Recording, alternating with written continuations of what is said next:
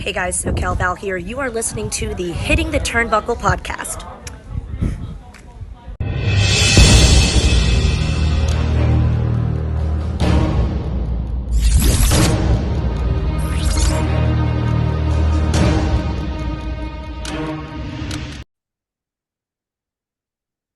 Welcome, everybody, back to the Hitting the Turnbuckle podcast. I am flying solo today. I'm your host, Andy Burrows, and this is a very special Hitting the Turnbuckle podcast. In the next coming weeks and months, we're going to be interviewing wrestling fans and finding about their journey and how they become a fan, etc., etc., etc. And recently, yes, I know I look old. I've been on TikTok.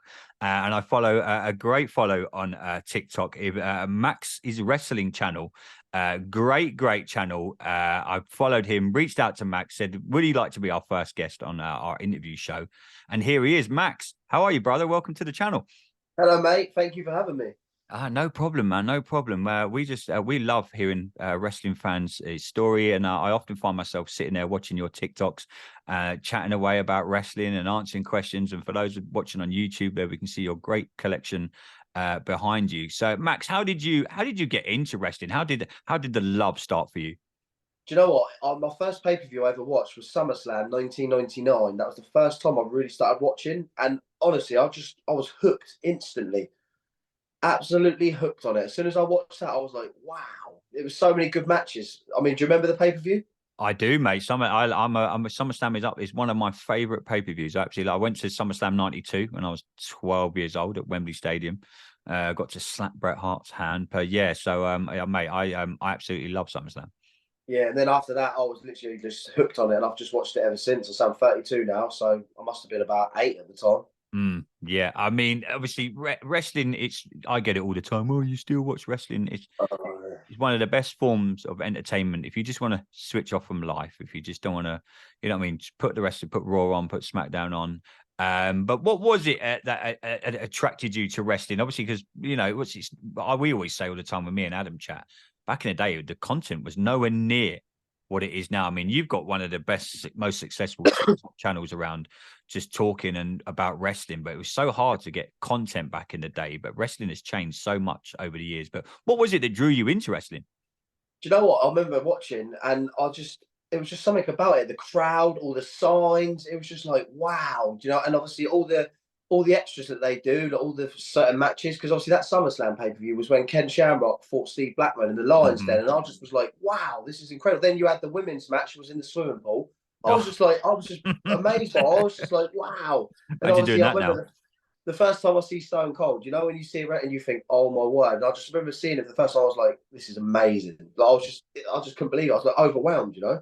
Yeah, I mean, we were so lucky to grow up. We say all the time on this channel, myself and Adam, we were so lucky to grow up in that era of wrestling. Don't get me wrong, WWE, they picked it up tenfold over the last 5 to 6 years. It's still really, really good. But that Attitude Era, I always say to people now, and they're like, oh, you're just such an old man. You don't know how lucky, how great we had it back then. Imagine turning on a Raw and a SmackDown. You had Austin, Rock, Triple H, The Undertaker, Mankind, Shawn Michaels, DX. You had them versus the NWO. You had the Monday Night Wars. I mean, this beef going on last Tuesday about NXT versus AEW. I was like, you have got no clue about an actual war between two companies. This was just one night, and albeit NXT come out on top.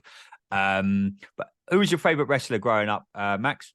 To be honest, it was out of two, and I always say this on live. It's either The Rock or Stone Cold. I can't pick between them. I just can't. Like I just can't pick between them. They are the ultimate two. But just trying to pick one of them is impossible to me. It's just impossible.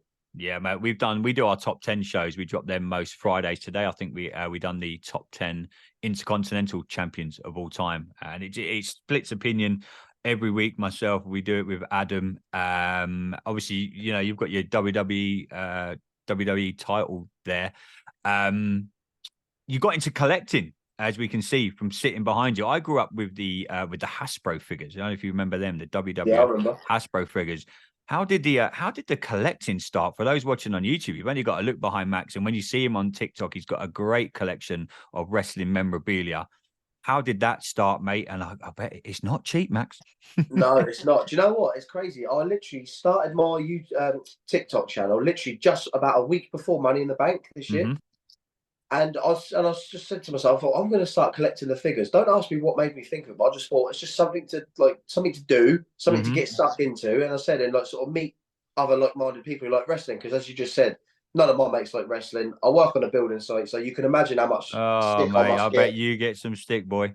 Yeah, constantly, mate. So yeah, no, I just started collecting the figures. I've actually got 112. I've managed to build quite a good collection quite quick. Good man. But I've got 5 belts, but the belts I've had for a long time. I haven't just bought them recently. Yeah, But yeah, I like collecting the belts, but that is that's not a. That's asked my wife. That's not a cheap. That's not a cheap no. hobby, mate, to have. But obviously, yeah, like you mentioned there, you're into the collecting. But tell us, like, how did the TikTok start? Because we mention all the time the content that you get now as wrestling fans. You've got TikTok, you've got YouTube, you've got Twitter, you've got it's so much better than what it was when I was growing up. I barely had Sky Sports. I had one wrestling show a week. There was no social media back then. Everything I got was off WWF.com. I said many times, I used to have to log on a Tuesday morning to find out what happened on Raw because I didn't want to wait till the Friday nights. It used to be on Friday nights over here in Yeah, I the remember UK. that.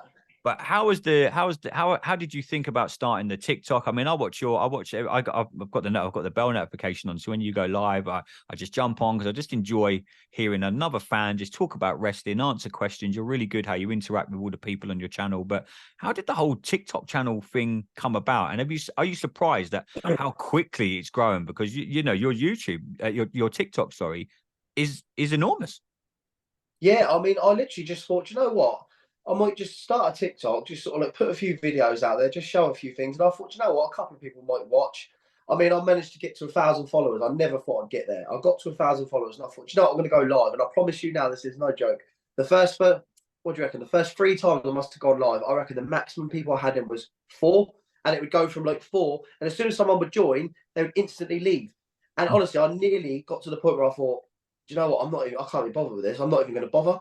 Yeah. But then I decided I started to put some like a figure display behind me. Obviously, that's not all my stuff, but I always change that every live. Obviously, you probably noticed. So I thought I'm going to put a figure display behind me, and hopefully people might say, "Oh, look, can I look at that one?" And it's just an idea. And the first time I did it, it just went nuts. And everyone was just sort of like, "Oh, can you show me that one? Can you show me that one? Can you show me that one?" And I thought, "Wow." And then I'll say it's grown and grown and grown. I think I'm about 3,590 followers at the moment. And I can't believe that. Mate, Man. that's incredible. I mean, I follow a couple of guys. One guy's just purely wrestling belts, and every time he goes live, it's just ping, ping, ping, ping. There's What's the people that name? show us. Oh, I'll have to have a look in a minute, and I'll try and Is it find it. belts, figures, and more? That's it. That's the one. There you go. I do videos with him. He's one of my really good friends. Mate, Mike's honestly, great follow on social media on TikTok. His collection is. I'm so envious. I'll get you on with him. He's up for doing one. He said to me, "Look, to the podcast, so I can hook you on that one." Mate, just link us up, mate. We'd love to have him on one of these shows. Like Yeah, you he's say, brilliant, mate. Nice guy, really nice guy. we just want to talk to wrestling fans on the hit and the turnbuckle. But Max, what do you think of this state of wrestling now in 2023? Obviously, we've just had the whole debacle on Tuesday with AEW Dynamite and WWE NXT. We've got it again in 5 weeks when SmackDown goes up against Rampage, and Collision is apparently going to be on the same night. How are you finding wrestling in 2023? Because I said to people last week, and you've probably seen it, you get it on your lives all the time, and people going, the wrestling fans, and go backwards and forwards. Oh, WWE this, AEW. Tony Khan seemed to have lost the plot this week. He's just gone mad on Twitter. How are you finding the state of wrestling at the minute? I'm just loving it. I'm loving everything that's out there at the minute. I try and watch as much as I can. Everyone knows me and Adam. You cut me open, I'm going to bleed WWE. But how have you found it so far in 2023? I must admit, I'm the same as you. I only really watch WWE. I mean, a lot of people have asked me about AEW. I won't slate it because I've never seen it, so I would never like diss something I've not watched. But as you said, I've grown up with WWE. It's all I've ever known, and it's embedded in you, isn't it? Like you've got a certain thing you like, and I think now, I mean, 4 or 5 years ago, I remember when Raw was like getting really bad ratings, and it was real bad, real bad, and it seems to have come a long way since then. I mean, don't get me wrong. It's not going to hit the highs of the Attitude Era. I'm not expecting it to, but I am really enjoying the product at the moment. I feel like the Bloodline saved it a hell of a lot as well. The Bloodline storyline really saved WWE. And I always say that when people say, "Oh, why is Roman Reigns not around?" I think, hold on a minute. He has wrestled constantly for the last 2-3 years, been at live events, been everywhere. I think he deserves a little bit of a break, you know? Yeah, and it makes it more special. Like tonight on SmackDown, He's back on SmackDown tonight, the season premiere of SmackDown on Fox. He's going to be there. You've got Roman Reigns and John Cena in the same building tonight. That's going to be interesting. It's going to be really interesting to see where they're going to go. But yeah, how have you found the whole? Everyone talks about the Roman Reigns run and the Bloodline storyline. You touched on it there. For me and Adam, when we talk on this show, I say it's changed wrestling. I'd say it's up there with the NWO and DX, and this is controversial, if not slightly bigger. Well, put it this way. Back then, DX and everything, no matter how good the storyline were, you had Stone Cold there, you had The Rock there, you had Triple H, you had The Undertaker, Kane. You had people that could also carry. But since the Bloodline started, there hasn't been much else to carry it, barring that. So it's sort of had to take the ball by the horns all on its own. And it's taken up a hell of a lot of viewership, but it seems to have worked massively. How do you think the Bloodline storyline ends? Who, in your opinion, everyone's saying Cody Rhodes at WrestleMania. I'm now not so sure who's going to dethrone Roman, if at all. I mean, me and Adam were talking the other day. I wouldn't be shocked if we're still sitting here in 7-8 months' time and he's still champion. Personally, I mean, after SummerSlam, I thought Jey Uso performed unreal. I thought he was unbelievable, and I thought he deserved to win. I really did. If it was any other storyline, Jey Uso would have won the title that night. But it's just the fact this storyline's so iconic. I don't think they want to pull the plug on it just yet. But I think Jey should be the one to do it for the sheer fact that he deserves it. I said that last week. I think he personally, he beat him that night. It took 3 people to beat him. Yeah, no, you're right. I said that me and Adam were sitting down doing, I think it was our Raw review show this week just gone. And I said, don't be surprised if they put the title on Jey, because I think they're kind of not moving away from Cody now, but I think he'll get the title that maybe Seth's got right now. But I still think he could drop that to Nakamura. They've still got to go to Japan in a couple of weeks for Raw. Don't be surprised if he drops it by then. I don't see Drew McIntyre dropping it, getting the title off Seth. But yeah, it's going to be interesting. Any other storylines going on at the minute that take your fancy? Obviously, we've got Gunther, the longest reigning Intercontinental Champion. In your opinion, that's another one. How the hell does that end? Do you know what? I've got a really good theory on this, and I've said this to a lot of people, and they really enjoy it. I think he should come out one night on Raw, walk to the ring, pick the belt up like that, put it in the middle of the ring and slam it down and say, I've beaten everyone. I'm done. Like, I've got the longest reign now. I've beaten every single person. I'm now going after the World Heavyweight title, and leave the belt in the ring and walk out. Because to me, that makes his reign unstoppable, because no one's beating him. Obviously, he's not champion anymore, but he's just gone, I'm done with it. I've done everything. I've beat everyone. I'm going for bigger and better things. See you later. You know, Max might have to get you booking Raw, mate. I know, mate. I just thought in my head, I thought it seems like a really good angle to go with it. No, mate. I think that would be really good. Max, what does the future look like for professional wrestling? I mean, if we had gone back 20 years ago, 25 years ago, and you had the WCW and the WWF, no one would have thought we would have been where we are now. We've got people like yourselves doing TikToks. We've got the WWE Network. You've got the Peacock deal going on over in the States. You've got AEW. You've got Impact Wrestling. You've got the NWA. So many great UK promotions. In your opinion, what does the future of the business look like?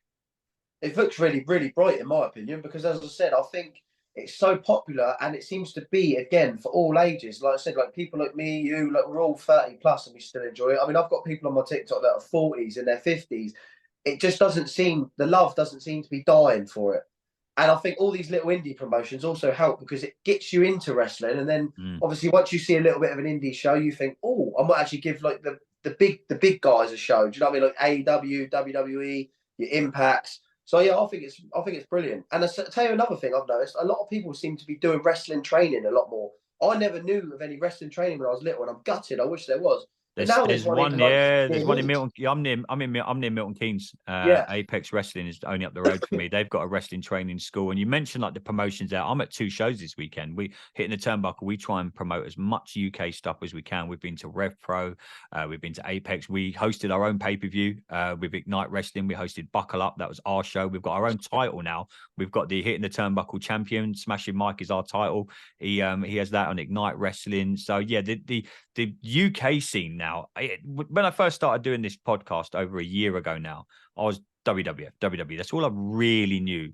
In the last year, what's opened my eye, the UK scene, Max, if you get a chance to go and see any of the shows locally to you, I can't recommend it enough. I'm traveling around all over the country now watching UK shows. They're absolutely fantastic. Have you heard of Kapow Wrestling? No, where are they based? they've got a show coming up in Southampton, and I'm going to go because Scotty Too Hotty's going to be there. Okay. Yeah, So, I mean, we yeah, travel all over. Me and Adam traveled like 3 hours last week. We went to watch Jurassic Pro wrestling. I know Rev Pro go down to Southampton quite a lot. Rev Pro are always down in Southampton. They're probably the biggest UK wrestling from Rev Pro. They have Will Ospreay on their stuff like that. They've done stuff with AEW. They're next level, mate. They're incredible. If you get a chance to go to a Rev Pro show when it's down in Southampton, unbelievable, mate. Yeah, I'm going to start going to a few more indie shows just to sort of like get out there and have a look at what else is around, because obviously we can't get to WWE all the time. I mean, I'm going to the Sunday Stunner in October. Are you going? Yeah, I'm trying to go to the one at Wembley Arena.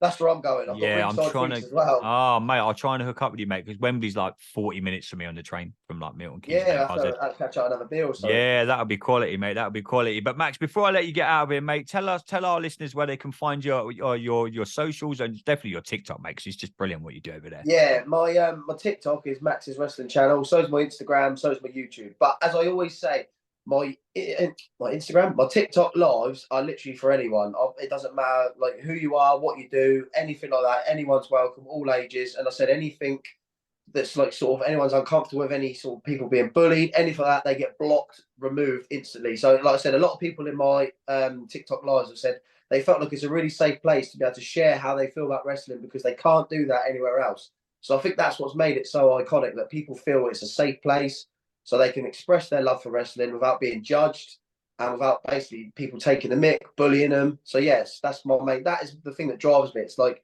I'm inspiring other people and helping people to be able to talk about their passion without feeling judged. And that is a really good feeling for myself, to be honest with you.